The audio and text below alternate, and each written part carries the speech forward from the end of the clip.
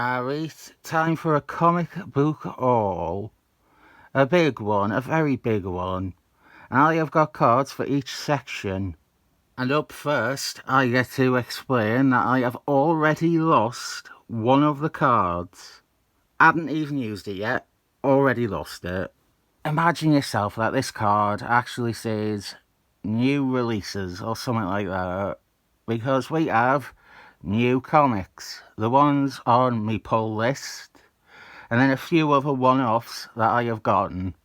On me pull is Obsolete Flask, and we have a few months worth of new ones here, starting with 12, featuring Yellow Flask, who is not Yellow in the Obsolete universe. Then we have 13, a new story starts here, and I believe it ends here with 14. It is a two-part story with Mirror Man. And finally, our last and most recent issue is 15. But as you know, we are not finished with this universe yet. Also on me pull is Obsolete Wonder Woman. This is issue 17, and this is a great variant cover to issue 17 by the artist that did the second story on the book. I have a section just for variant covers, but there's some overlap here. It makes more sense to go, here is this comic, and here is its variant. But there are some variants that are not new issues, so they will be at the end.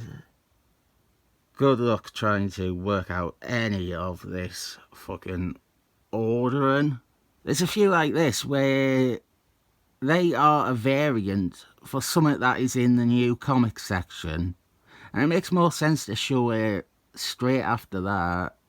My stance on variant covers is, well, I got this one because I like the cover. It's a poster image, yeah, but I like it. And the other thing is that the artist is, or was, involved with the series. They did interior art for 2 issues and an annual. And so I do feel like them doing a variant cover carries more significance than when random cover artist number 9 does one. I don't mind variant covers as a means to have more art pieces done. I don't necessarily like the practice of variant covers, but I like that a random issue gets to have multiple unique artworks done for it. Issue 18. Well and truly have we had the appearance of Satana ruined for us by covers. I am looking forward to seeing what they do with her. That's the thing I am most excited about in the series. Issue 19. Another great cover here by Peabody and Sherman. He can do these great covers using her lassos for illumination. And issue 20 takes us up to date. Although I'm sure issue 21 will come out this week, making this already seem dated. Not on my pull list, and not entirely new either. But if it released in the last 5 years, I will include it in this section. This is Deadly Tales of the Gunswinger. This is Prawn. Gunswinger Prawn. This is the first issue of Gunswinger Prawn's second ongoing. There's a whole line of Prawn titles now. And this one is, of what I've read, which isn't that many, this one was the best of them. It was accomplishing everything it needed to, and it is written well enough. Todd McFarlane, he just oversees things now, and sometimes does a cover. I know a lot of people judge Prawn a lot. Prawn was always the best of the Image founder books. Not a massive amount of praise there, mind you. But it is much less embarrassing to be arguing in favour of Deadly Tales of the Gunslinger compared to any ad prawn comics. There is stuff here that you could never have guessed that I would ever get. We have Firebum issue 1. I should probably be calling this by its real name because I have nothing against the creators. But at the same time, calling it Firebum came straight to my mind. This is a new series from Image, issue 1 here. It's one of those books that you don't hear about until it has already sold out. I think they are on to a 4th printing now. One of them had an Obsolete Batman 1 homage. Another was Invisible 1. There was a Obsolete Batman 13 homage. There was a prawn one too. Is that 5? Are they onto a 5th printing? That's pretty good for a new book by relatively unknown creators. I think this is a 1st printing. Another one that is not exactly new. I have some Action Force. Action Force 305. We have a cover of Baron Ironblood and the Red Shadows, the main villains of Action Force. This is by Barry Amner, still. If you don't know, Robert Kirkham, he took over the Hasbro licenses 3 years ago, and they let Barry Amner, again, have his own title that just continues on his run he began at Marvel in 1983. This is 306. They continued on the numbering from both the Marvel and the IDW series. And the reason I got these is the covers by Andy Kubel are fucking phenomenal. We have Steak Pies here, a lot of people's favourite Action Force character, Steak Pies. And then 307, which has my 2 favourite Action Force characters, Bayonetta and Domestos. But the main reason I got them is because Paulie Pelletgun does the interior art, and I wanted to keep subscriber Billy Joe Jenkins aware of what his PP is up to. And then we have a more recent issue, 326. We have a Lee Months cover a Steak Pies again. It's Barry Amner. The bad guys and Steak Pies are the only ones that ever do anything.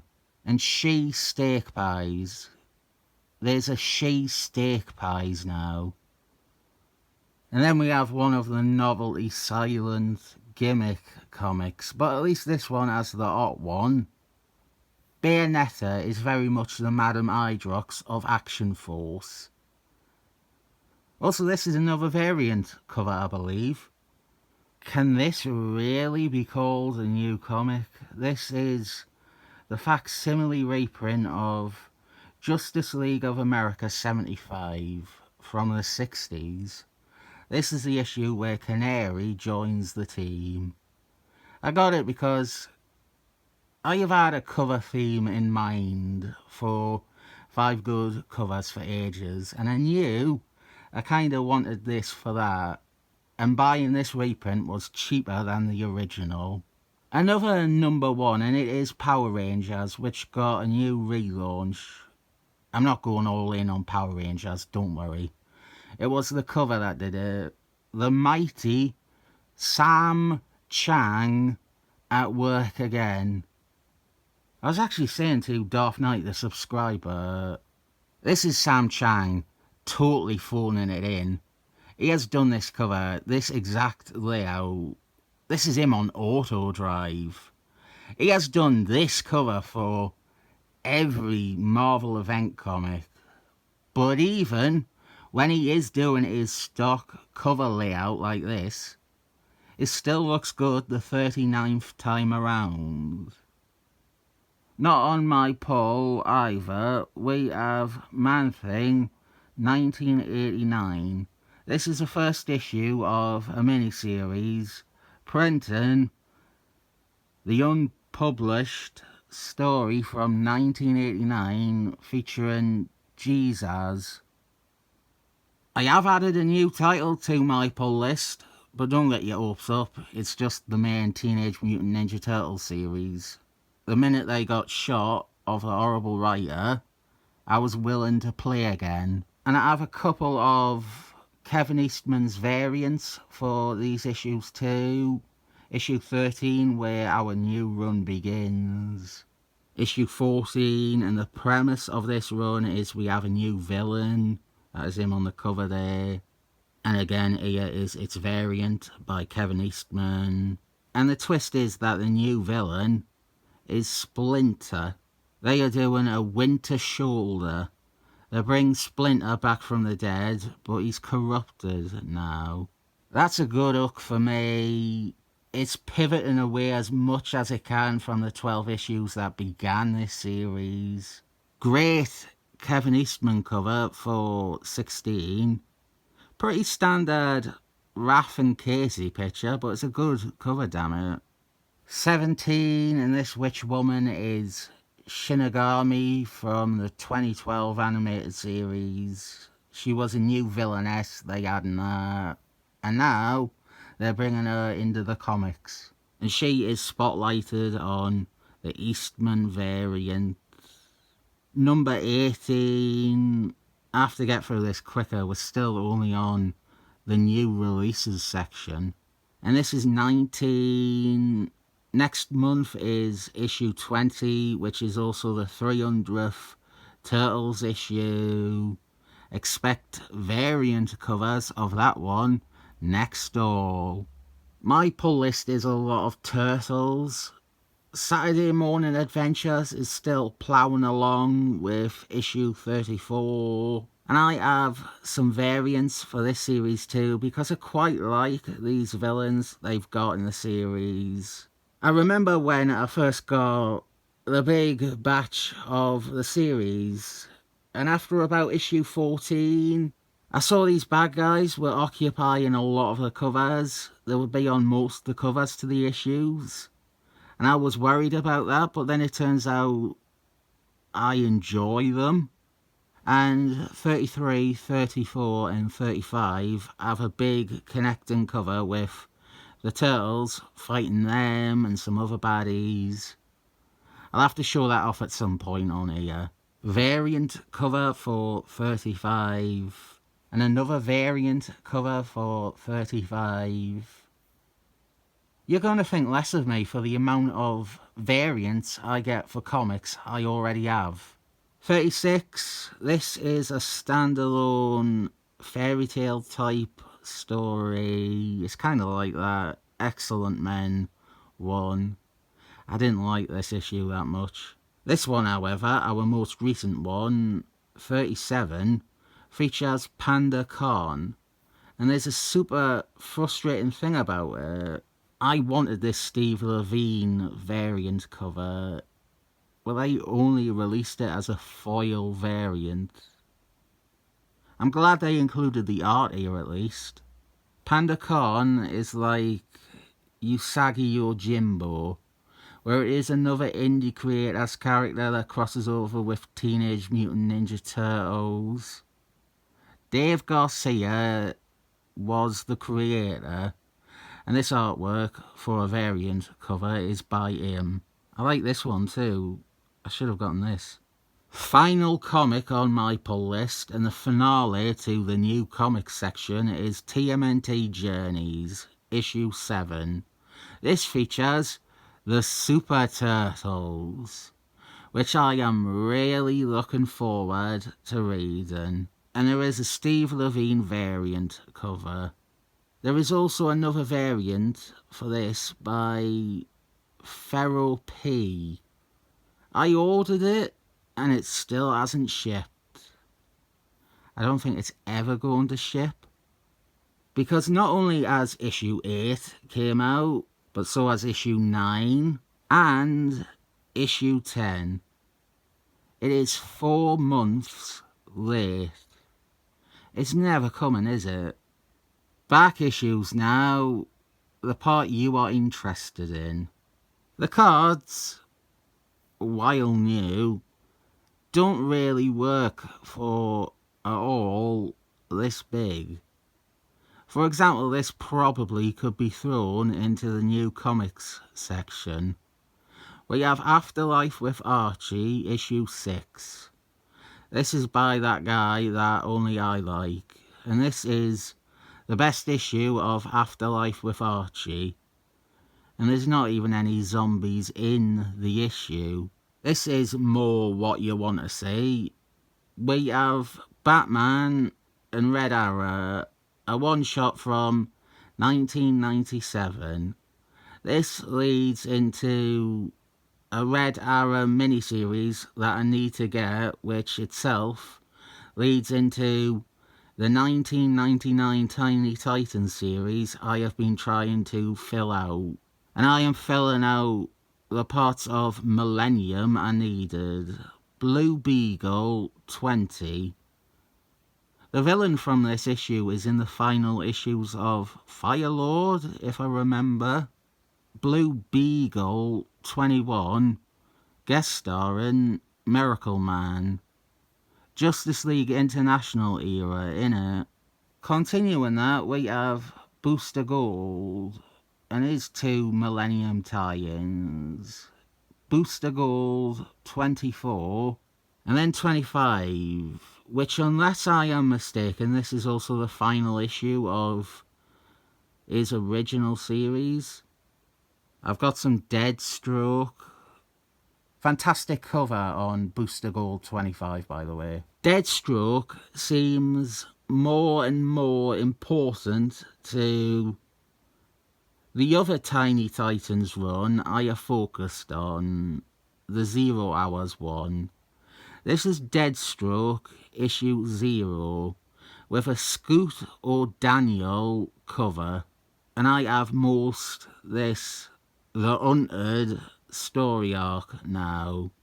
42 as him fight Mighty Morphin Gary Gardner. 43 is Stephen Hawkman. Scoot O'Daniel can be hit or miss when it comes to his covers. The ones that are quite blunt with a lot of negative space. But some of these are quality ones. 44 more Mighty Morphin Gary Gardner. 46 was the one that I meant to get last time, when I accidentally got 47 for the second time. I already have 45, 47, 48, 49, 50 and 51. The Tiny Titans appear in some of them. Doctor Strange 51. I don't want this. I bought this and I don't want it. This is the issue that killed off Rintrah. I've not read it.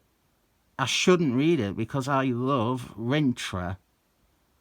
But I feel it is my duty as one of Rintrah's biggest fans to see this through. Oh God, you should just ignore the cards in this one. Not only is one missing, but this belonged in New Comics, or variant covers. This is a Doomsday Man one-shot from 2023. Variant cover by Stan Jurgensen, one of the guys that invented the character. And if that doesn't excite you, well, there is a Bloodwind backup feature. Here is a Fantastic Force 355. The issue between Simon Waltonson's run and Tom Falcon's run. A run I like and a run I don't. And this is in between them. We have got the Urton crew, or at least Wreck-It Ralph. Before I had a YouTube, I would avoid fill-ins like this, but they are usually pretty good review fodder. And then there's ones like that Iron Man one that take me by surprise by being really good. Maybe I should have grouped Millennium all together. I'll be upfront.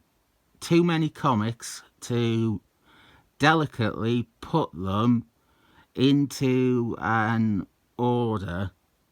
We have got two awful Flask issues, issues 8 and 9. And this one has the first appearance of that character that makes me feel uncomfortable. It's a good day when I finish Summit off, and now I have all of this Stephen Oakman series, this unpopular run with bad retcons. I have got all the issues of it, with 11 here, and then 12. People might not like the issues, but they do have some great covers. 13, guest starring Frankie Ray, Nova, Frankie Ray, and then 14. I think that's everything. I might be missing an annual, I don't know, but I definitely have all the regular issues now. Imperial Guard is in need of its own long box now. My Superman Extras long box is overflowing. I think Imperial Guard is the thing I need to take out and give their own box. Does anyone have any suggestions for alternatives to the traditional comic book long box?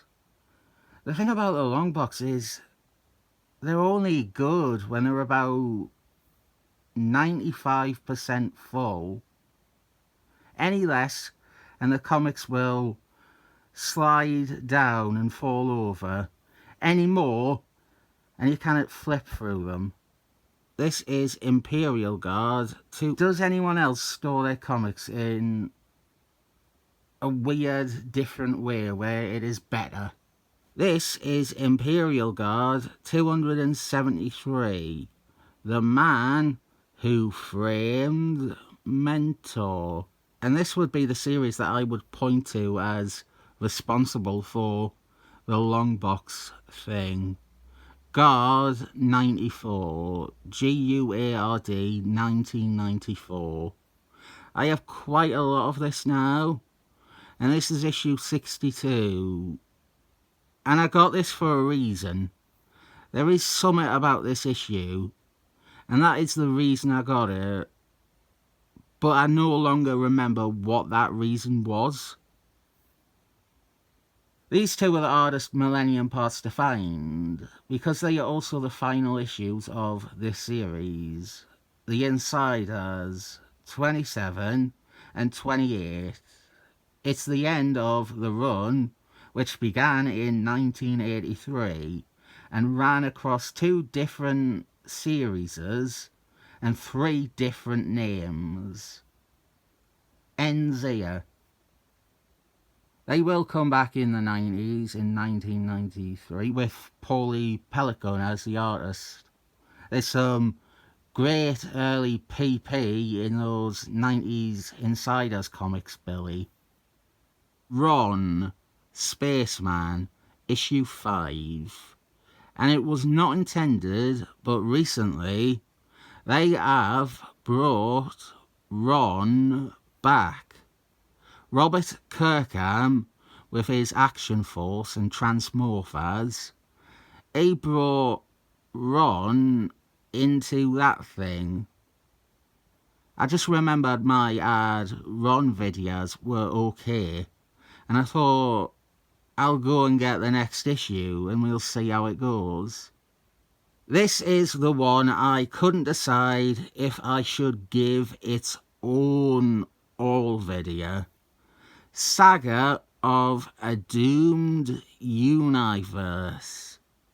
This is a very good series in the vein of Marky Mark G's Justice League Maxi series.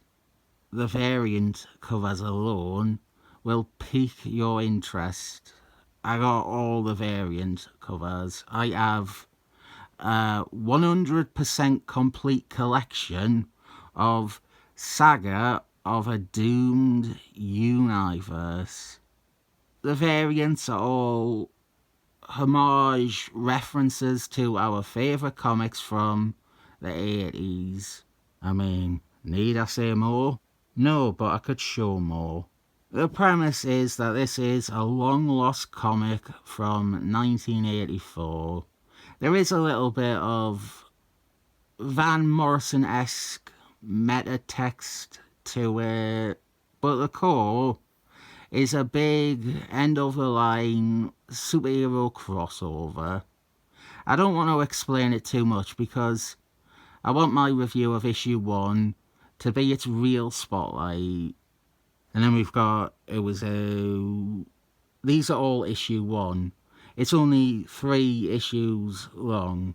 If I add a complaint, it is that the spine makes it so that these wraparound covers don't really work. We have got the Marvel 25th anniversary homage. We've just had the Andy books, as I pointed out. Secret Wars, Watching Men. Issue 2, I want to say it's not one of those thinly veiled pastiche comics. The characters are not blatant one-to-one recreations of the ones that you know from Marvel or DC. It is like Marky Mark's Justice League, or even Watching Men. What I'm saying in a nutshell is, check it out, Robert the subscriber. The covers will have won Robert around anyway. We have an Alpha Strike 12 homage here. Batman Returns Part 4 homage. The guy on the right, he's kind of the closest to a DC ripoff. He's meant to be like Brainiac, but also Persimmon from Christmas on Infinite Earths. Each issue has a Marvel 25th anniversary style variant with one of the main characters. I can't remember any of the names off the top of my head, but this guy, he cannot die. He keeps coming back from the dead. He's immortal.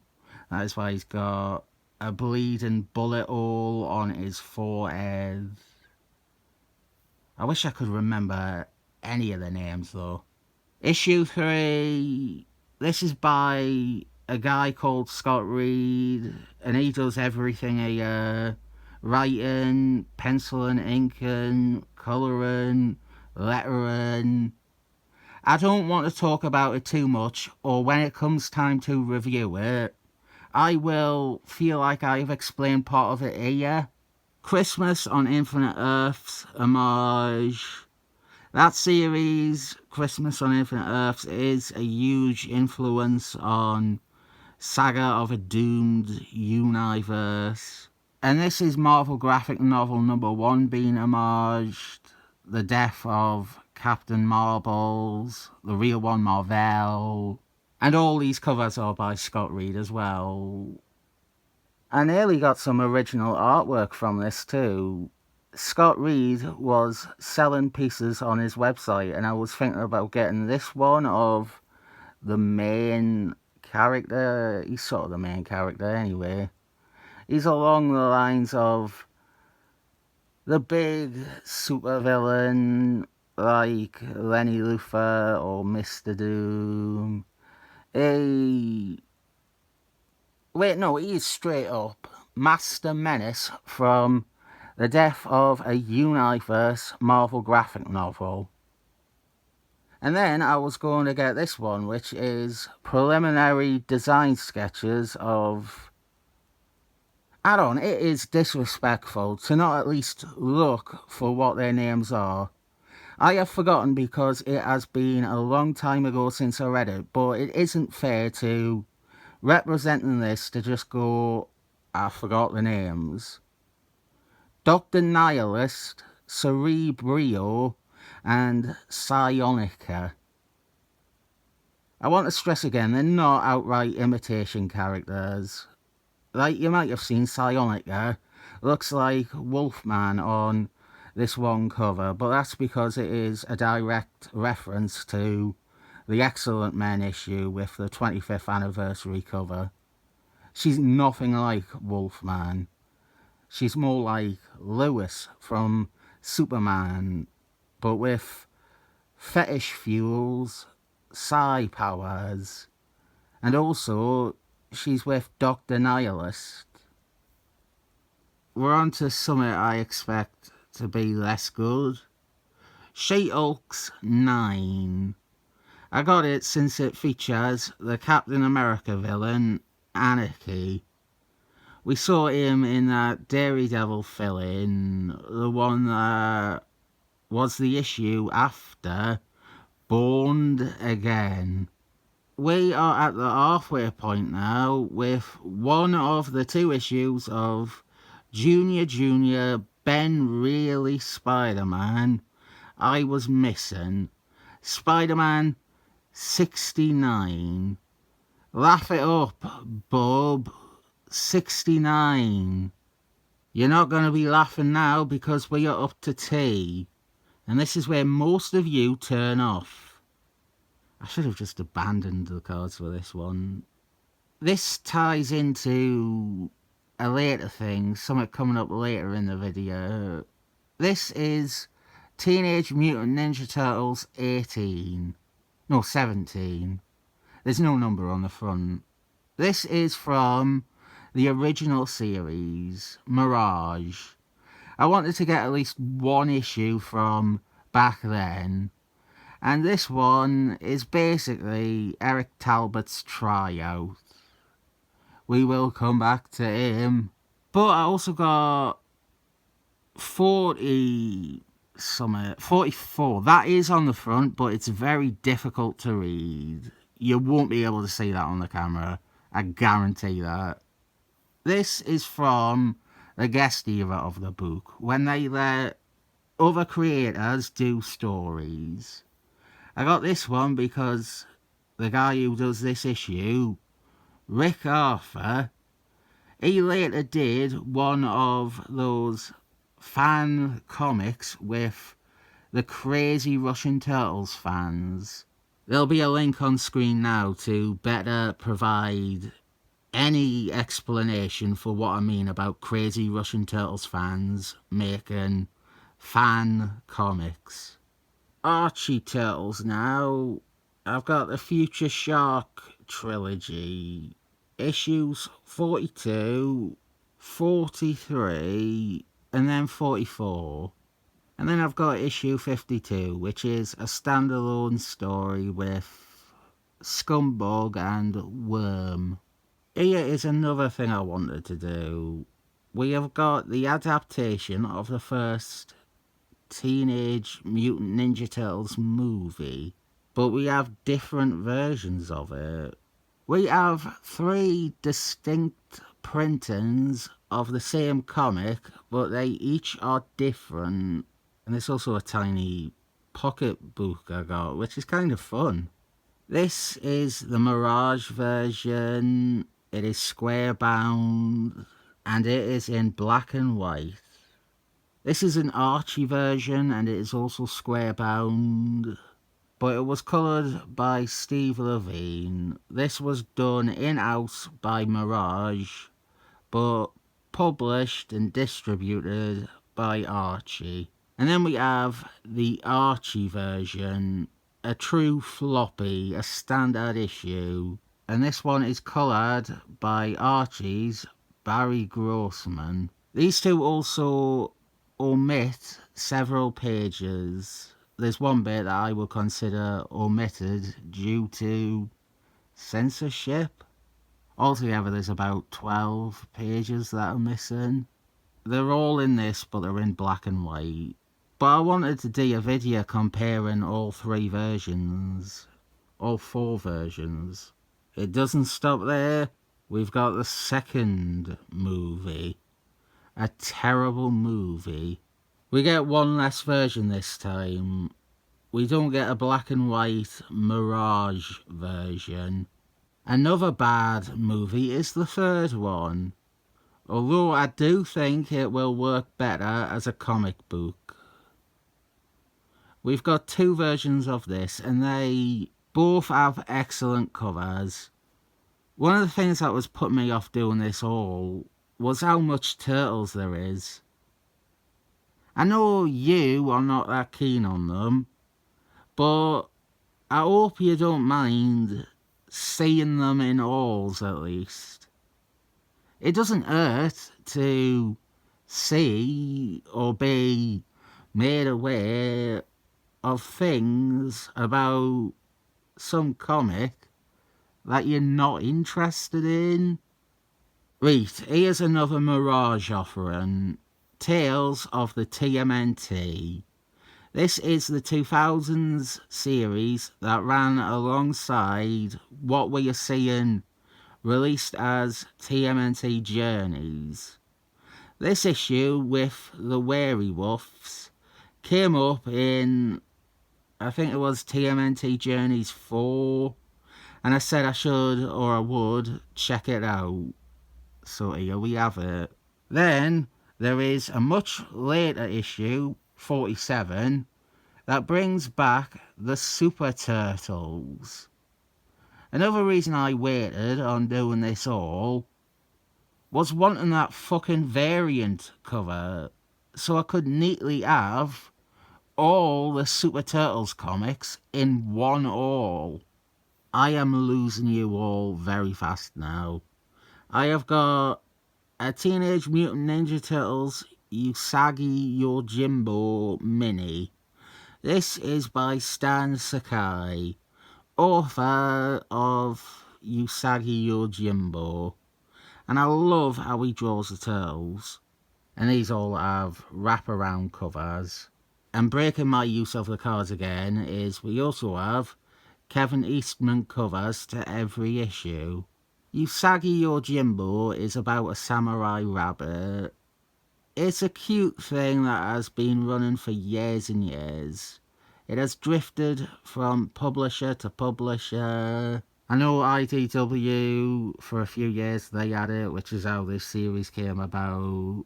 Well, now it is Dark Horse that publishes it. And there have been many Teenage Mutant Ninja Turtles and Usagi Yojimbo crossovers and guest appearances. I will talk more in depth about that whenever I review this series. But I imagine all of you that really hate me talking about turtles will hate me talking about a bunny rabbit with swords even more. Top tip: he is not called Usagi Yojimbo. His name is Miyamoto Usagi. The comic is Usagi Yojimbo. Usagi is his family name, and Miyamoto is his given name. Although it would be Usagi Miyamoto in Japan because they put the family name first, don't they? I love the connection between the two though. It is born out of mutual respect between Kevin Eastman, Peter Laird and Stan Sakai. This miniseries, Teenage Mutant Ninja Turtles Usagi Yojimbo Where When, is 5 issues long. What can I say? I like the art. One of the conceits is that it will be the final crossover, but in the sense that it is set in Miyamoto Usagi's future. There is, I suppose, Batman Returns style Usagi Yojimbo, where Miyamoto Usagi is now a general and stuff. I think it's called Usagi Yojimbo Sensei. Another variant is this version of issue 1, which has my favourite cover of the lot. And the thing about this is it's in black and white. I would have loved if they did black and white of all 5 issues. I like the black and white. Well, this edition also has a lot of bonus behind the scenes production stuff at the back. That cover though. I love how he draws the turtles. Rejoice, because we are out from the Turtles spiral for a brief reprieve. Tiny Titans spin-off, Racer X. He has had a bit of a resurgence because of the inaccurate adaptation in Pacemaker. They nailed his costume. Shame they didn't bother sticking with anything else about him. I am more interested in the female version from the 90s, the one from Deadstroke. But this has a guest appearance of Sideburns. So I thought I would get it for my Tiny Titans collection. Doesn't hurt, does it? And I got some more War Machine, a two-parter from his 90s series, issue 5 and 6, with this schlocky 90s Ghost Driver-esque villain called Death Toll. I got a Wonder Woman because it has a good Hank Miller cover, and I wanted to see what the writer of Smurf Devil was like on Wonder Woman. Is this during the period where Mockingbird is the backup feature? I think it is. Yeah, it is. Mockingbird, she was the backup feature for Wonder Woman for 25 issues. Oh no, I've gone all feminist and gotten Wonder Woman comics. Remember when I was getting Millennium tie-ins about 100 years ago in this video? We've got 2 issues of Wonder Woman. Jorge Perez run on Wonder Woman, issues 12 and 13, which are also parts 3 and 4 of a story. The middle parts, the best part of a story to get by themselves. Here is the special section just for variant covers. That doesn't make sense because I've already shown 29 variant covers in this video. That was a guess. I will be off by 1. That is a promise. Obsolete Wonder Woman. Her first issues add variants for its second and third printings by the book's regular artist. So I wanted them. If it's by someone related or important to the book, that ups their value as a variant for me. This was the one that I wanted the most though. Second printing to issue 2, which is a remake of Wonder Woman's first cover, Sensation Comics 1. And then we have a cover by him for the Obsolete Wonder Woman Annual. Are you ready for the disappointment that the rest are all more turtle shit? We have a Rat King cover to Teenage Mutant Ninja Turtles 36, the IDW run. Big Rat King fan, right here. Then the Eastman variant for 63, which is based on, and I do mean based on, I think it's the same pencils and everything. It is the cover to Teenage Mutant Ninja Turtles Adventures 1, the first Archie issue. The only difference is, well, besides the new inking and colouring, the difference is April isn't wearing a jumpsuit. And the other thing is that these are variants to comics that I do not have. So the whole variant cover section is a bit flawed. We have the 2014 annual, the Turtles and Renette and Casey. He is dressed like a Robert E. Howard barbarian character. Battle Nexus variant with Ninjara. I showed this in a video, didn't I? Sophie Campbell cover. This series brought Ninjara back. She is an Archie character. She's from the Archie comics. and this reintroduced her into Turtles lore. I wanted the variants to issue 4 and issue 5, but I missed out on them being on sale. I'll still probably get that Slash one.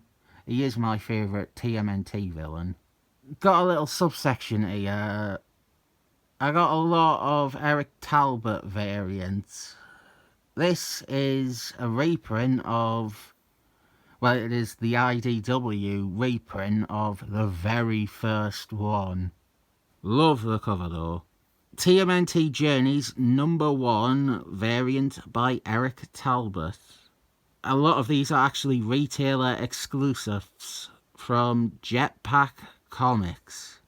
In general, the Turtles have heaps of retailer exclusive variants. But Eric Talbot, I decided, was my favourite of the Mirage crew. I liked his Turtles art the best. Though Jim Lawson and Peter Laird both originally drew the Turtles fantastically too. I had a little panic with this cover. I thought there was a mark on it, but it's Michelangelo's breath. Journeys issue 3, Mikey and Raptor. We saw this at the back of the issue when I reviewed it. In fact, there it is. Kind of makes the whole getting a variant pointless. And this is Eric Talbot's variant for the 2023 annual Teenage Mutant Ninja Turtles Out of Time. Also a Jetpack exclusive. I didn't want this really. I have no intention of ever reading this comic. I wish this was the one with all the trade dress removed. We have the first issue of A Talentless Bastards Run. Great artwork though. Raphael, and he's all red. Spinning out of that is a comic by someone else, luckily. We have Nightwatcher. I'll explain Nightwatcher in another video.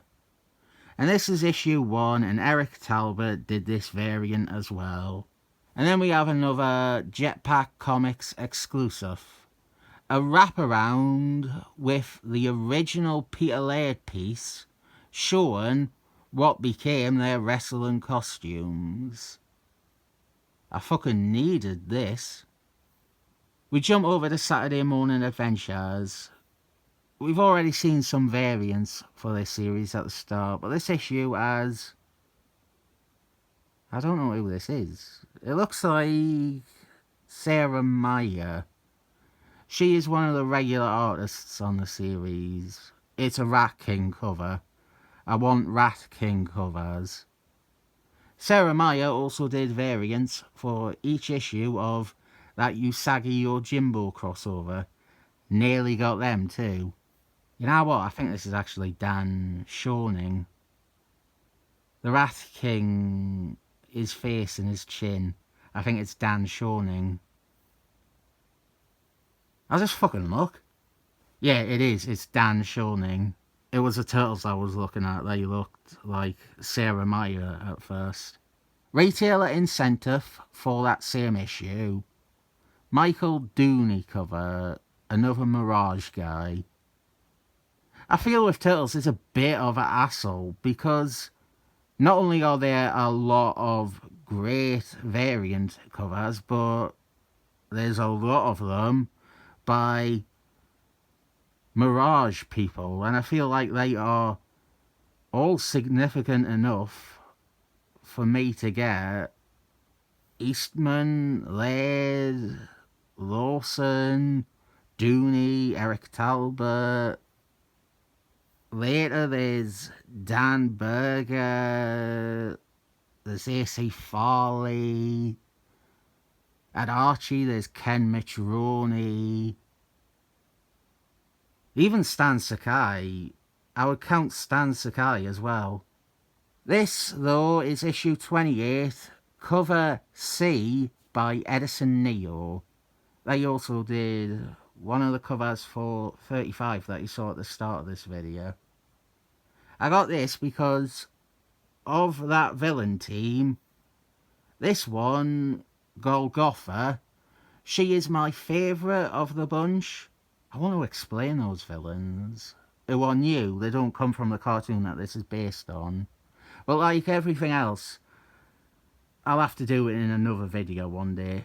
Here's Kevin Eastman. We have a variant cover by him for 31 with Ice Cream Kitty.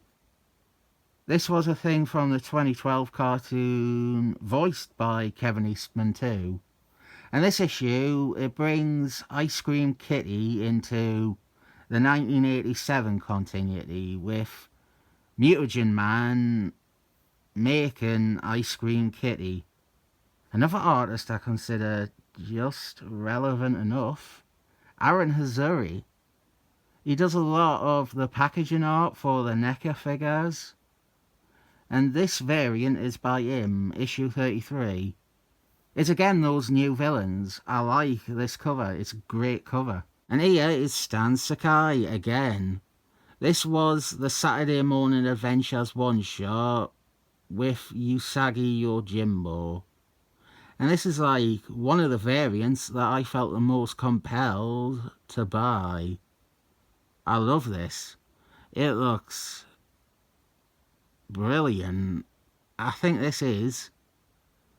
Every now and then you have a variant cover where it overshadows the main cover, and this is one. This should have been the main cover. And here's another section, a very brief one. There was another store that was selling off stock, and they had a bunch of exclusive variants done by this guy called Cameron Johnson.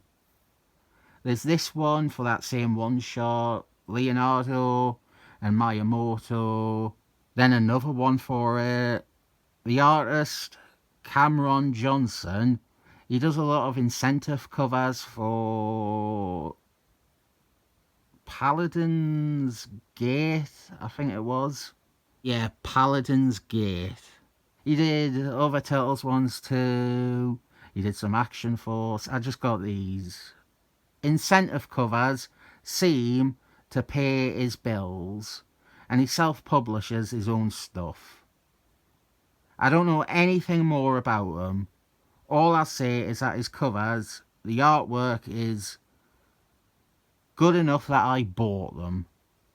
And this is Saturday Morning Adventures, issue 12, out of sequence because I wanted to put it with the other Cameron Johnson ones. That is his name, by the way, Cameron. I'm not saying it weird. He writes it as Cameron instead of Cameron. This one, I already hinted at it with the comics based on the third movie, but I love the Turtles in the traditional Japanese samurai armor. And then right at the back, technically variants, the Archie Turtles handbooks without the barcode on the cover. I already had these but wanted to improve things. Very, very pedantic and painstakingly splitting of me. I'll give away the hard ones if any of you want them. You thought it was over, but it is not over. We have the free shit section. My dad loved being able to write the word shit. I don't think I'm ever going to get use out of this one. Why couldn't I have lost this one? I suppose I just wanted to see my dad struggle with the word miscellaneous. And then he struggled with etc. too. He had to spell miscellaneous letter by letter.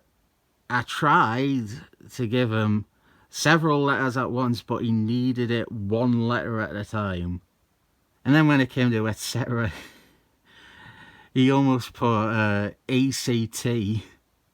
I got 3 comics thrown in with orders, and I feel bad saying that they're unwanted, but they usually are.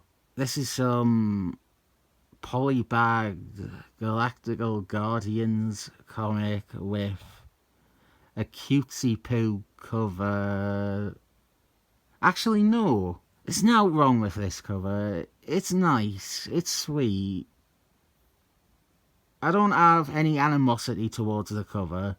Instead, I do because I think this is a Michael Brian Benson comic. I might as well just check. Oh, it's actually by Dan Andy. That's like going from a 3 to 86. At least this one, I do have a bee in my bonnet about. Not only is the team roster horrible, but they did something with this that felt like a personal attack. And this, I assumed I must have ordered this. It's the type of thing I would order. Like, if this was in the back issues earlier, you wouldn't bat a lid. I wouldn't have to explain why I got it. It's the type of thing I do get. We have Tiny Titans, Tales of the Tiny Titans, 65, with a Brian Bollocks cover. And the crazy thing, I did not order this. I double checked, I triple checked even. I really believed that it was close to impossible that this was randomly thrown in by a seller. But it was. I have no recorded purchase of this. I did not order this. I didn't pay for it. But this is actually welcome. And so is this cover. I don't want to slag off a warm-hearted cover. It made me smile once I got past my thinking it was a Benson comic. This is the sort of thing Rintrah should be up to. Not unceremoniously killed off in a confusing manner where over half the readers don't even realise he's actually for real dead. That is it. We've reached the end. Nothing more. That is everything I got.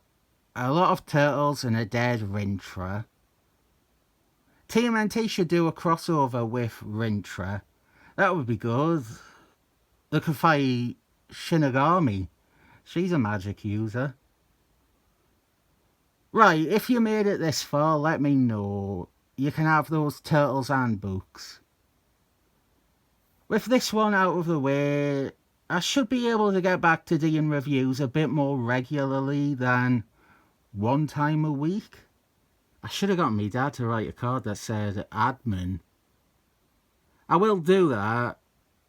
I don't know when I'll see him next, but I'll get him to write one that says channel admin and to do a new one for new releases and to redo the covers one.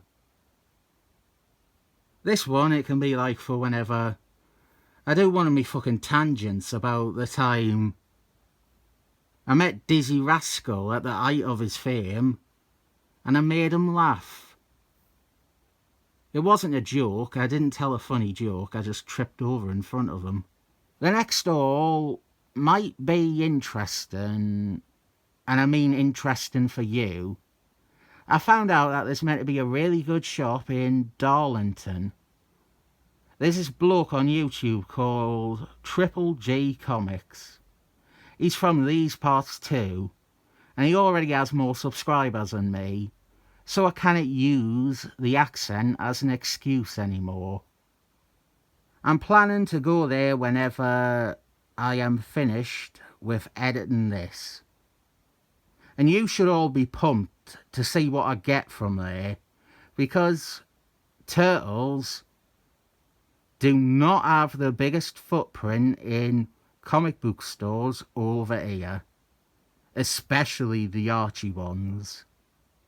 It will mostly be ad Marvel and ad DC, the bread and butter that you all came here for.